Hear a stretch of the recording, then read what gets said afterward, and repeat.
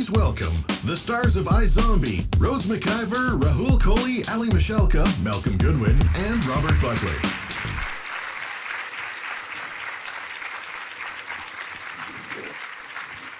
Thank you, guys. All right, welcome once again, you guys, to Fan Expo Vancouver. I am your host and moderator, Thor Dykow. Thank you very much for joining us, and what an esteemed panel we have here, the entire cast. Well, most of the main players, right, of Izombie. Welcome, you guys. Thank you so much. Thanks for having us. How you guys doing? I love seeing all these little live wigs peeking out at me. That makes me so happy. So here's what we'll do. We'll run about 45 minutes, and I'll just have a brief Q&A with you myself, and then we'll open it up to the questions from the audience. The mics are set up there in the various, both aisles there, just a couple of rows from the front. So just come up and line up if you'd like to ask the cast a question, and you can adjust the mic any way you like. And when we finished the panel, just please exit to your left there. Other than that, we are pretty much good to go. Rose, I want to start with you, and I'm actually going to go back and talk about something different than Izombie. One of your first gigs was The Lovely Bones. So talk to me about working on that film and working with the great director Peter Jackson. That was my first year out of high school. I'd worked quite a bit in New Zealand in like film and television back there, but it was the first time I had worked on a job in the States. So it was pretty huge. It was 3 months living in Philadelphia and working with a bunch of people I had like long admired. If you're from New Zealand, working with Peter Jackson's kind of like the dream. So that was awesome. And everybody was really welcoming and supportive. It was a great kind of foray into what these big productions would be like. And I had a great time working on it. It's a story. I love Alice Sebold's writing so much. I thought it was a wonderful novel. Huge privilege, yeah. I also loved you in Masters of Sex. That was a great show. And what was it like to play Tinkerbell on Once Upon a Time? Thank you. Two pretty different characters, the Masters of Sex character and the Tinkerbell. Yeah, that was a weird transition. Yeah, exactly. Sex, Disney character. Not mutually exclusive. But yeah, no, I love playing Tinkerbell. I mean, what a like fun kids fantasy. Like, do you think you'll ever grow up and be able to play that character? It was like a dream come true. So I had a really good time. I made a lot of my very close friends on that show. The fans of Once Upon a Time have been amazing. They are so supportive.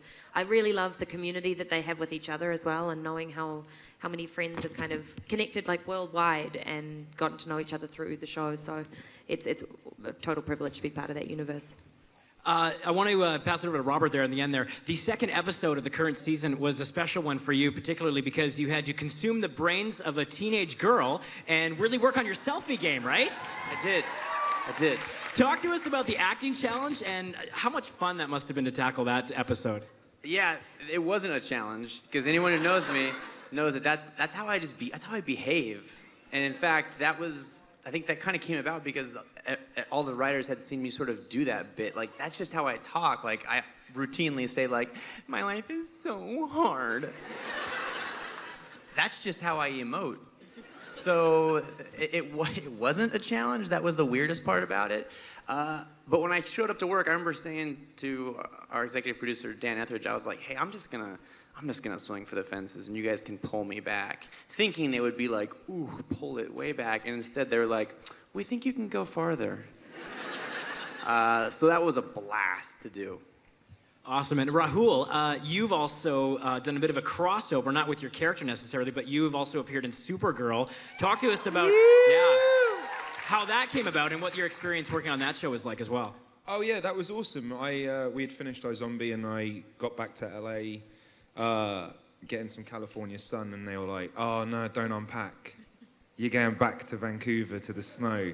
I was like, oh, awesome, all right. So yeah, it was great to do another show on the CW, and Supergirl's got a great fan base, and I got to play a bit of a villain. So that was cool. Yeah, it was a great experience, and Melissa and Katie and Chris. All right, stop talking about them. They're the best cast I've ever worked with. Melissa's the best lead of a show I've ever worked with.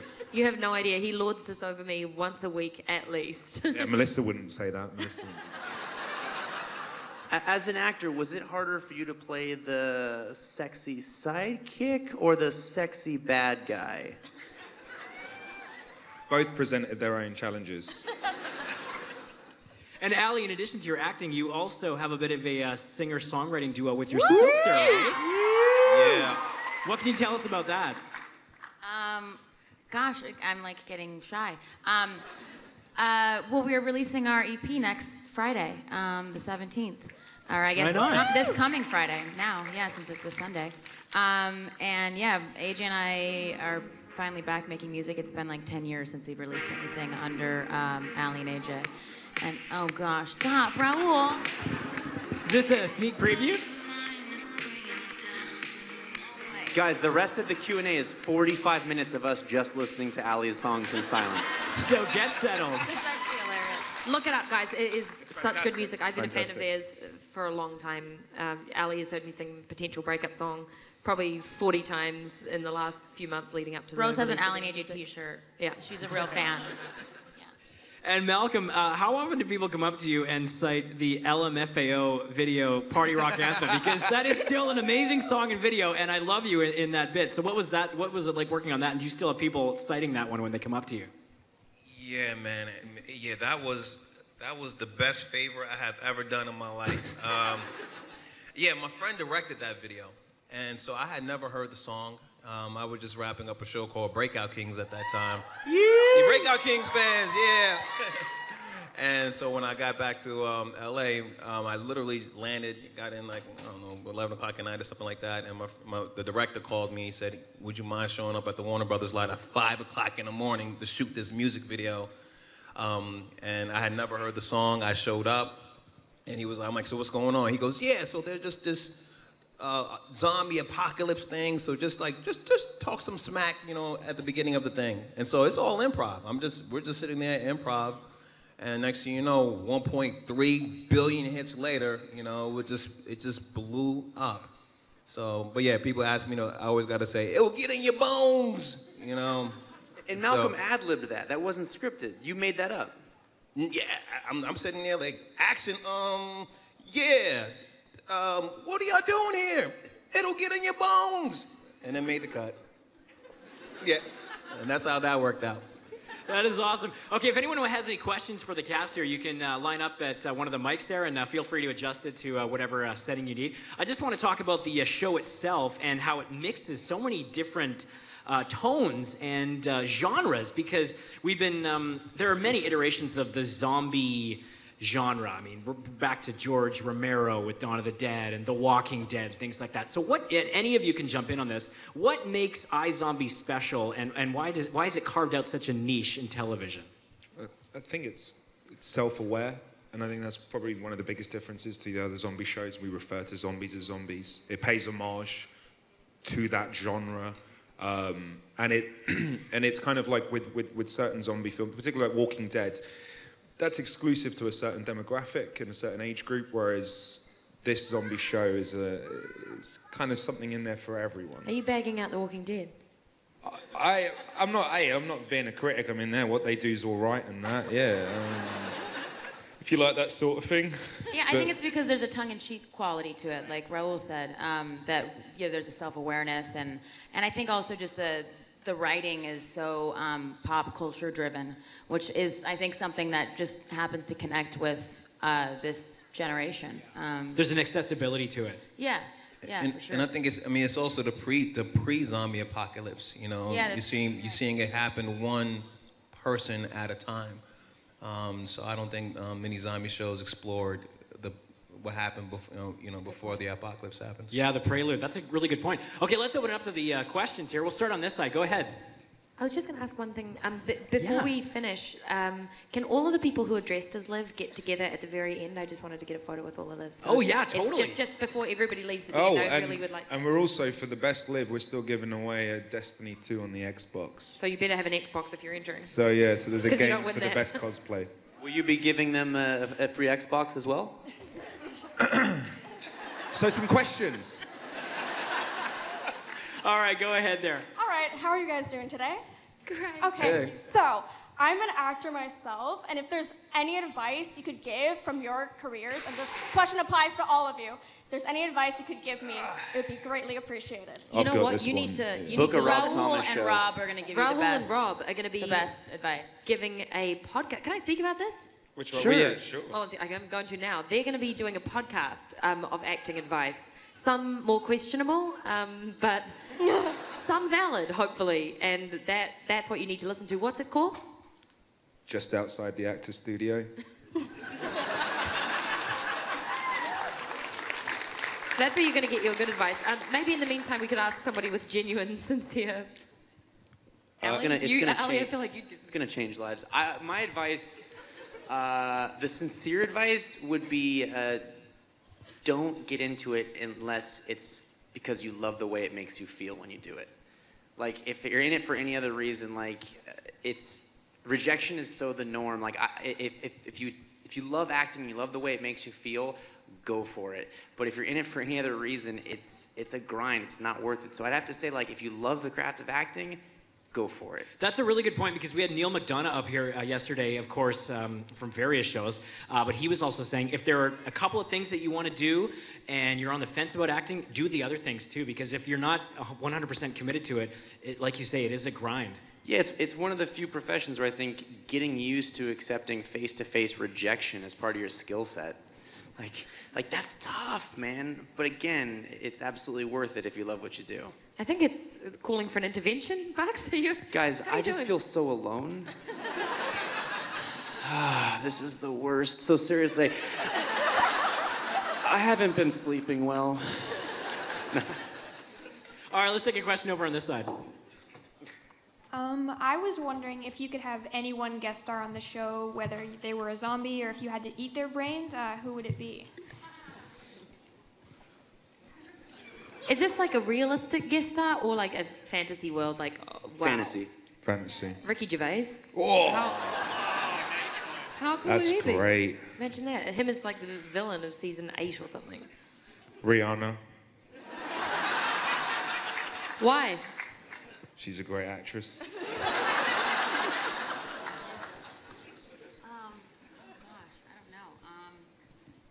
have to talk into it. Oh, yeah, that's right. You know how the singing thing works? You know, it's similar. Oh, yeah, okay, good. Thanks, guys. They got my back. I don't know. Wait, you guys go. Why don't you do a guest director, because you love your film. So if you could have a guest director, who would it be? Ooh. Okay, just as long. It's take your time. Nicholas This is a 4-hour Winding panel. Refn. There you go. What did you say? Nicholas Winding Refn. All right, we'll take a question from over here now. Go ahead. Whoa, Thor. Thor. Oh, sorry. I thought we were done. You got yours. Respect the rest of the queue. I'm on the clock here. I'm on the clock. Malcolm, you have the floor. The conch is Thank yours. you, Buckley. Well, I was going to say Rob Thomas himself. I think it would be awesome for Rob Thomas to make an appearance. I would say Bill Murray. Who? Because we've seen him do one zombie project and he crushed Zombieland. That is true. Yeah. Okay, we're done. Can we move on? Yes, you Okay, may. we're good. Yes, Thor. Let's take one over here. As much as I love Izombie, I have to ask a Power Ranger question. One clap. Where do you think that Summer Thank you. is today, and what is she doing now? Where do I think, pardon me, what Summer is doing now? Yeah. I would like to think she didn't go back to being a spoiled princess. Hopefully she's still kind of doing good, doing some serious martial arts. Hopefully she's not fighting rubber monsters anymore. I think she's that chapter for her life hopefully is past. I think you've got sort of like a stretch of time that you can do that for. Yeah, no, I hope Summer's doing well. I love playing that character. It was so fun. Like, can you imagine going to work every day with like the people I worked with, most of them I'd actually grown up with. Like, I knew them as a kid. And we just like went and like learned this fun sort of stunt training and shot 10 minutes down the street from where I lived and got to tell these fantastical, crazy stories that actually didn't air in New Zealand because, you know, Power Rangers is banned in New Zealand? Yeah, but it's not allowed to air on New Zealand television because it's too violent. That's the most Kiwi thing I've ever heard.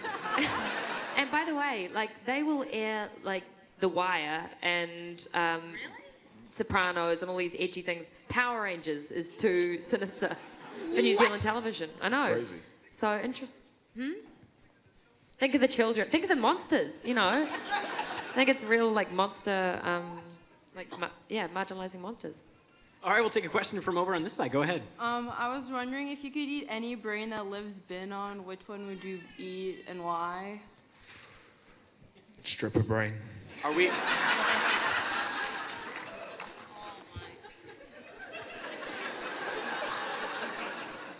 think you have your answer.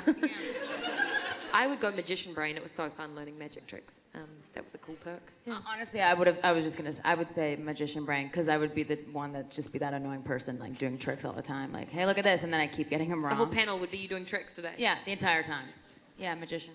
I would pick that hyper positivity brain you was on, so that every time I walk out here, I can look at the rain and go look at it as liquid sunshine. I think D&D brain. If for nothing else, that sweet-ass voice you used when you were being the old lady when you were dungeon master. This was the best I could do. I think you just want to have that voice. I don't know where that came from. What say you, Fellowship of the Dorks? That's good. That's good. All right, I make myself really vulnerable in this show, and then you bring it up at the panel. Go ahead on this side. Sorry. Hi. So my question is for Rose. What scene was the hardest for you to film without laughing? Because I was talking to Malcolm about his pizza scene where he was like bent over smelling the pizza and his nose was like on All the up in the pizza. So what scene was hardest for you to film without laughing? Any scene where Malcolm throws that stank face gets real tricky for the rest of us. When he pulls his nose up just that little bit and his lips start quivering. Oh, yeah. Like that. That gets really hard. I think Dungeons and Dragons, that scene that we did where we were all together, I don't know how we got through the day. We laughed. We were useless. So like that whole day, much. we all just kept And laughing. everybody's comedy hours? chops. It was like 16 hours 16 on hours. one scene.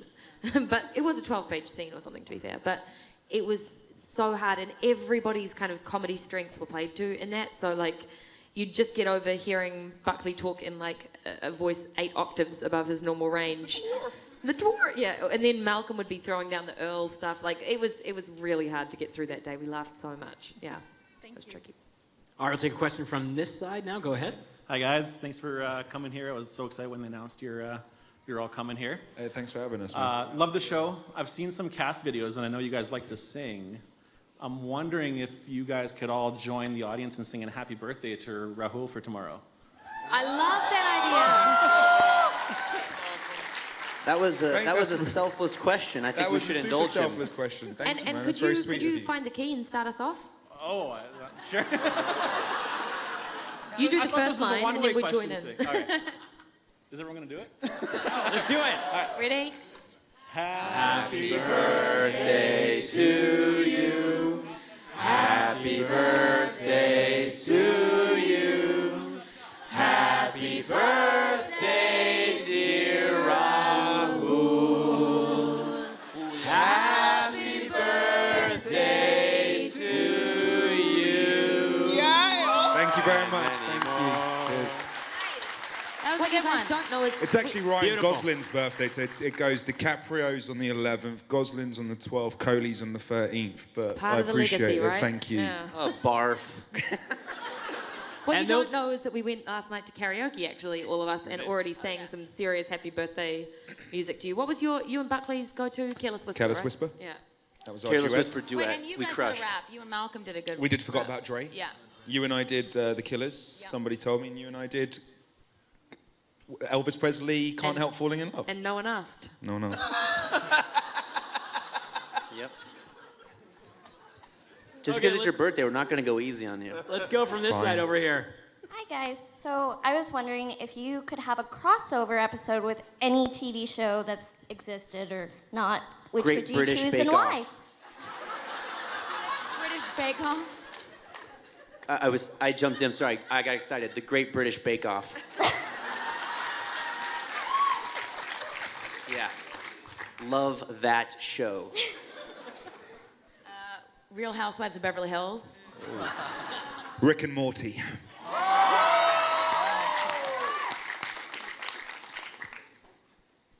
Oh, me? Okay. I've said Supernatural for years. I've said Yeah. the same thing. We both are like, let's make this It happen. was Supernatural, but so I'm sticking with that. Supernatural. Maybe like Blue Planet or something. Oh. You know? Getting Okay. Only like, Cosmos. How about the Cosmos? Nice one, Rose. That's good, the no one Cosmos. saw that coming. No, that Attenborough was doing You all eat the David Attenborough's voiceovers brain. for Liv. That would be Imagine sweet. if, oh, that's That a would good be pitch. amazing. Yeah, Season Attenborough does 5. all the voiceovers. David Attenborough brain. Yeah, that'd be amazing. Ravi is walking into the morgue in his natural environment. You might have something there. Okay, let's take another question from this side. Hi. Hi. Hey. I'm Sam. This is my brother Peter. You were huge fans of the show.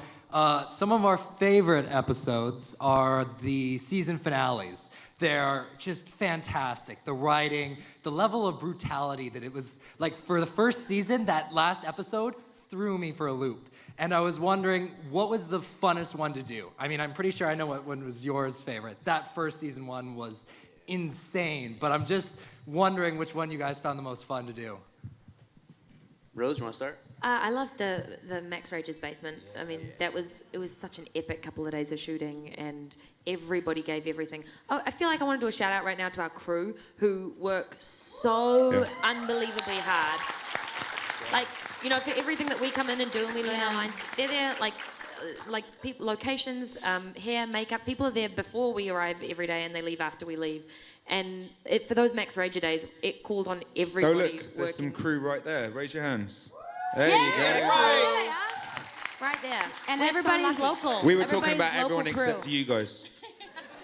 Yeah, don't get big heads, please. Okay, we'll take another question from over on this side. Mad Max, that's a great cosplay, Yeah. man. It's one of my favorite films. Yep, Nice. That's terrifying. It's supposedly the mask, like, made of a face of the guy's mother, which is even worse when you look that up. Oh, wow. Hello. This, That is the creepiest intro to a question we're going to have all day. He's wearing his mum's face. You were out of time.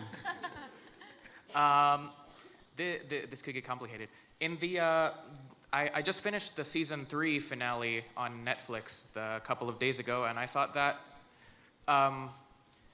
because these episodes have a formula to them, right? Like it's like you solve the case by the end and everything, but that season 3 finale really reinvented everything. Like you can see like this could turn into a totally new show, bringing in like different sci-fi themes and uprisings and everything.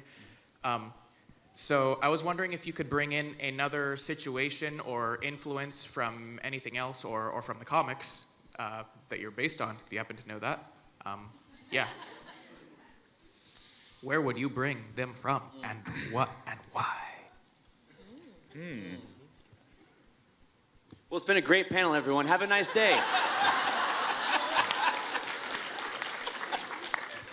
I think, well, just to touch on, there were a couple of prongs to that question. The Case of the Week stuff does still exist in the season that we're shooting right now. It's certainly in a wider context. We get to know more of Seattle, and there's a lot more serialized stuff, but we do still deal with cases of the week. We do still have brains that get consumed and characters that get taken on. So it's a departure, but it's not so massive. It's like a healthy reinvention, a season 4 appropriate reinvention of the show. It's not like you won't recognize Izombie. Does that kind of answer something? I don't think musical theatre is represented enough in our show, and I'd love a musical episode in season 5. Oh, that was sarcastic. Sorry. Oh, you know what would be kind of fun? Is like, I don't know, an episode, I don't know, go with me here on this. Maybe black and white, like film noir, like detective old school style, with Rose trying to solve the case. Like Don't a little waste Sherlock all Holmes. these good ideas Don't here. tell Like kind of Sherlock You Holmes. heard nothing. Yeah, I like that. Huh? Don't put that Tell one on Rob. Twitter. Guys, Great. full of ideas over here. She knows what page we're on. I like that. Okay, let's take a question from over here. Hi. My question is, it needs a little bit of an explanation. So my acting teacher, he tells me that I need to do a lot of vocal work if I want to compete with like actors from Britain or Australia and like that, because supposedly... They take a lot of our jobs. Yeah, that's what I hear. Deal with it. I don't think we can build a wall in the Atlantic Ocean. Anyway, no.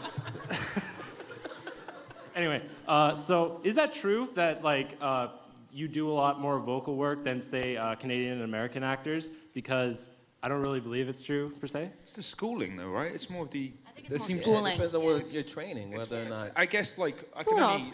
I think for me, New Zealanders have the laziest accents in the world. We barely open our mouths. They're like, yeah, yeah, yeah, yeah, when we talk. So I love the country so much. Our accents suck. And so if you want to work on an international playing field, you actually have to develop some elocution, and you have to work really hard to do like a strong American accent. I'm going to drop a real spoiler right now. I'm about to drop a real spoiler. I don't think I've told people yet, but currently Liv is on white rapper brain. And so I have to learn like how to rap quickly, and with my it takes me a lot of time to warm up in the mornings, like just to get my we're mouth. supposed to Not do at this warm-ups. Lauryn Hill. Oh. Rose can rhyme for real. Yeah. Like for real. Can you not say that, because that puts on a little bit of pressure when they watch the episode? No, but it does. It's like, so maybe because naturally I'm not as eloquent as Americans or Canadians, I work really, really hard when I'm shooting to try to compensate for that. Maybe. I don't think it's just training. I think that's like there's lots of great theatre schools. More dialect and more speech versus vocal work. Just knowing different accents Yeah, and being able the to... fact, Rose goes in and out of the American accent to her natural accent so seamlessly. It's incredible. And I think, I know I can't do that. I'm terrible at accents. Like, it's the running joke. Like, they'll be like, hey, Bucks, do a Russian accent. And just to be an idiot about it, I'll be like, what part of Russia? Because all of my accents start vaguely British and end vaguely Australian. Like, I'm terrible. So what Rose does, it's incredible. Yeah. No, also you didn't grow up listening to, I'm making a wild assumption here, a ton of Russian audiobooks or... Well, my thesis statement was about Russian folklore and song. So I have a little background, yes. Well, we grew up watching so much American film and television, and British film and television is my point, so that helps too, yeah. That's our little... I watched just as much American stuff as you did, and I can't do it as well as you, man. That's your talent. Yeah, exactly. I don't like it when he's earnest, I don't trust him. But Melissa, her accent, oh my God. Incredible. All right, let's take one from over here. Hi, I'm still relatively new to the show. I'm really liking it, and the reason I got into it is because I'm a huge fan of David Anders from Hero and Who's other that? stuff. Oh, him, yeah. Yeah, he's not here, but anyway. Pick your audience, mate. Yeah, but what you just mentioned earlier was actually tied into my question. I stumbled on a video of behind the scenes, and there's a lot of rapping. I know I saw Rahul do some Eminem, I saw Malcolm do some Ludacris, and there's just 90% of that video is just rapping. Is that something that just goes on between takes, or like what is it? Because the whole show, the pilot got started because someone found Rob Thomas's mixtape. And that's where Izombie started. So we're sort of rooted in backpack rapping. We're just big hip hop fans, and yeah, when we have a downtime, there's someone's doing a lyric from one song or another. There's a lot of songs going, a lot of singing. I think it was Rose. You were doing Tupac changes. Yeah, you were doing Tupac. It started with that, and it was like we recorded that, and then it spiraled to Rahul doing one, then I'm doing, then Anders. And then Des did it too. Yeah. Is this sort of a cathartic group thing that you guys do to unwind? Is it part of that? There's just a lot of downtime. You know, There's a lot of downtime of like 3-minute windows in what we Yeah. do. Like our day, it's never long enough for you to go and, make a proper phone call or do anything, but you get these sort of 3-minute breaks all the time. And it's where, like anything that fills that. So that's why you maybe tend to get the social media posts. There's just Yeah. enough time to tweet something, Yeah. put up a picture, not enough make time fun and to do anything. have a cup of tea and watch a show. No, there's no time for that. But so there's these little snippets where we do things just to entertain ourselves. And yeah, We're not rap exclusive. We have all sorts of music. Like Yeah. Anders won't stop singing like show tunes. That's his. Oh, no, he did a Milli Vanilli with Malcolm at one point. Oh yeah, that Blame was It on the around Rain. too. Like, It was liquid sunshine kind of day, and Yeah. we just broke out into Milli Vanilli, blame it on the rain. Thank you. Thank you. All right, go ahead over here. Now you're all looking at me and it's really scary. Speak. So first of all, Aly, Like what Rose said earlier, all your music from when I was like in grade 7 ripped my heart out. Really did. Really did. So You're welcome. yeah, so it was really good. But my question is for Rose. Have you ever wanted to play more of Liv pre-zombie? Like dig into that part of her, like with her type 8 personality and that kind of thing? Truly not at all. Really? Yeah. I think she was pretty boring, honestly. A little bit. I do. I mean, I'm sorry for Liv and Major. No, that's cool. Go on. I think we've both come a long way. No, I think there was one episode where it's called Reflections of the Way Liv Used to Be, I think. Yeah. I don't even remember which season that's in. 2? 2. 2. Oh, thank you. So, yeah, it was interesting to, touch on the sort of maybe fastidious personality traits or things like that. But I actually think what I love about the show is it was when Liv lost control of who she was and when she was faced with, very real chaotic life changes that she developed a personality and she became somebody that I wanted to play and who had a purpose in her life and who I think is hopefully the reason that people bother to dress up and take the time is because she stepped away from the norm. So I'm not really interested in playing the old version because I think it intentionally was fairly safe and stable and unsurprising. So I think that unless that got subverted and really turned on its head, it's not something that I'm itching for the writers to go back to. Well, when you ate a type A brain in one of the seasons, we kind of saw a little bit of it. So it was a little bit of a taste. Exactly. That was kind of a healthy amount to me, Yeah. like a glimpse of what it was and a relief that she's able to kind of let go of some of her hard and fast ideas. Yeah. Well, Zombie Liv is way better, so. Awesome. Thank you. All right, go ahead on this side. Yeah, this question's for Rose. Sorry. How long does it take for the makeup process?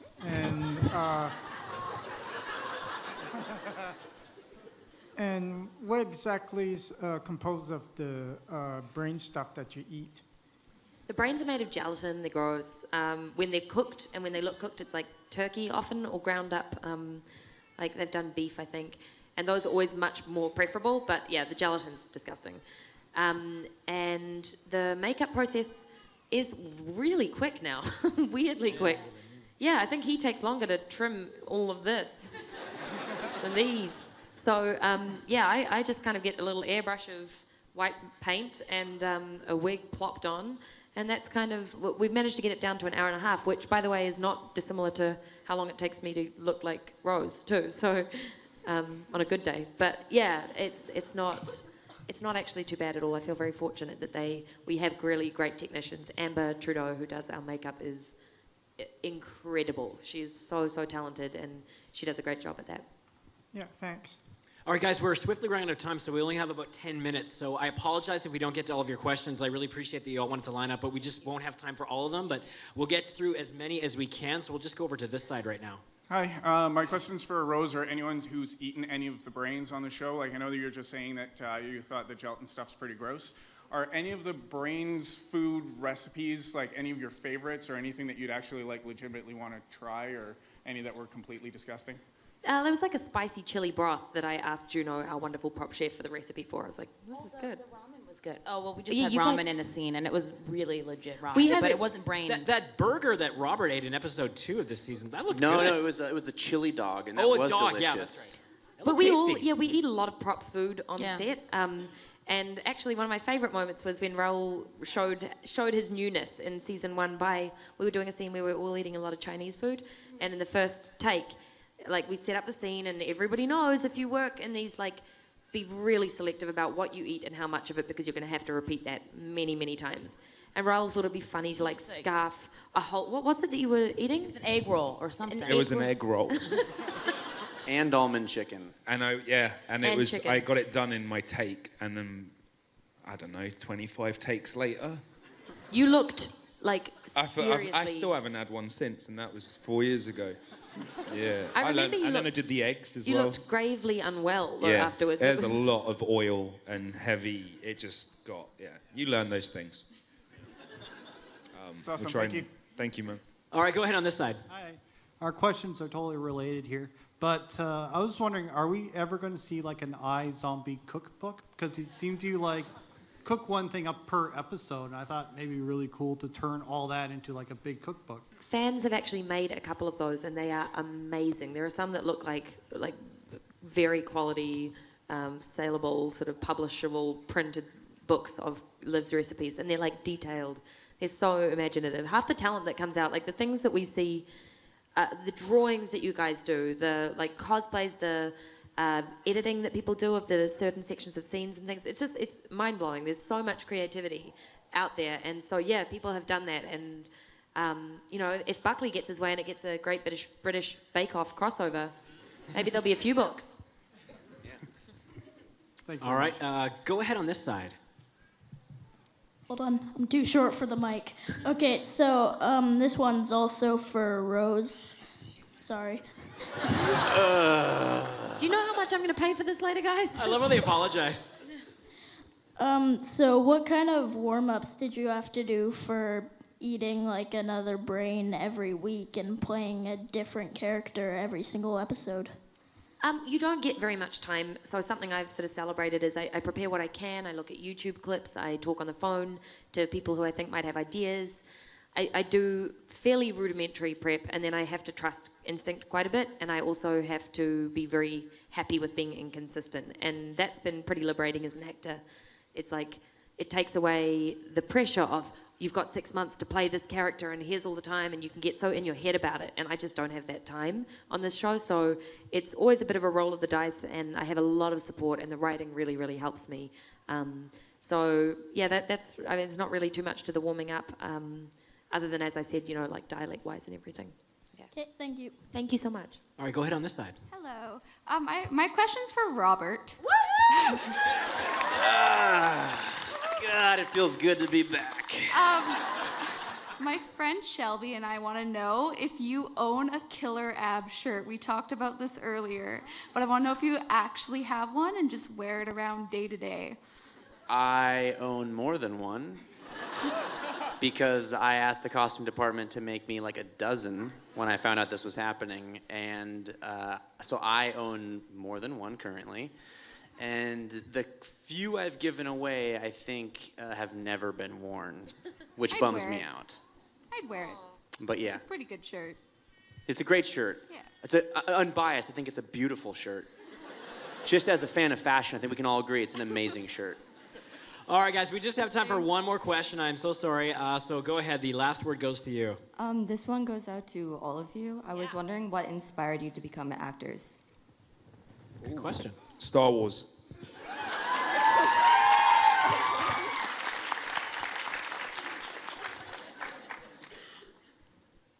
I started doing it when I was so young. I don't think I knew what acting was. I don't know. It just kind of happened. It was like playing piano or going to ballet. I like did sort of random parts in short films and things, and it just kept happening. And it's the only thing that doesn't feel like a job. It feels like a passion, and it feels exhausting, but it feels like it's such a privilege to work as an artist. And yeah, I've been really, really lucky, and I know it's not always that straightforward or that easy. And I've definitely had dead spells where I haven't worked for a long time, but it's always kind of been in and out of my life, and it's kind of always made sense. I think I would say Mattel, Barbie. Yeah, like, I don't know, there was so much, like, Barbie doll playing as a kid and role playing that happened with my sister and I that I think that's how we got inspired to become actors. There was this, like, this source of imagination that seems so endless when you're a kid, and I think that started at a really young age, and then that obviously transitioned out of Barbies, thankfully. Although we did play with them like a couple years too long. I was like, this is weird. There's like photographs of me as like a 15-year-old with a brat doll, and it's a little scary. But yeah, I don't know. I think it's just the idea of being able to go on this journey and become another person that you don't have to be you for the day. There's a really exciting aspect of that once we put on our character clothes, we become this whole other person. That's, I think, a huge part of the process is the wardrobe that you're wearing and the set environment that you're in, the props that you're using. All of those things, I think, really come into play when you're developing your character. Star Wars. Yeah, for me, it was elementary school. You know, I was a quiet kid. I stuttered, I stammered super, super badly. The only time I didn't was when I was performing on stage. So that became my like sanctuary, a comfortable place for me to express myself. That beats Star Wars. Sorry. You guys might not believe this, but I've always been pretty dramatic. So acting just fit, and it scared me and it excited me, and once I did it once, I was like, oh yeah, it's a no-brainer. That's what I want to do. And you also were working as, was it economic, what did you do? I was an economic litigation consultant. Boring. All right, thank you so much for spending some time with us, you guys. Give it up for the cast of Izombie. Thank you guys. Thank you so much. Thank you guys so much. And yeah, if the cosplayers want to stay back for a photo. any of the lives, Please, Liv, stick come around. on I up want to get a stage. photo We'll with all get of a you. photo of you. All the lives, come on up here. We'll get a photo. My thanks again to Rose McIver, Rahul Kohli, Aly Michalka, Malcom Goodwin, and Robert Buckley. Give it up for them.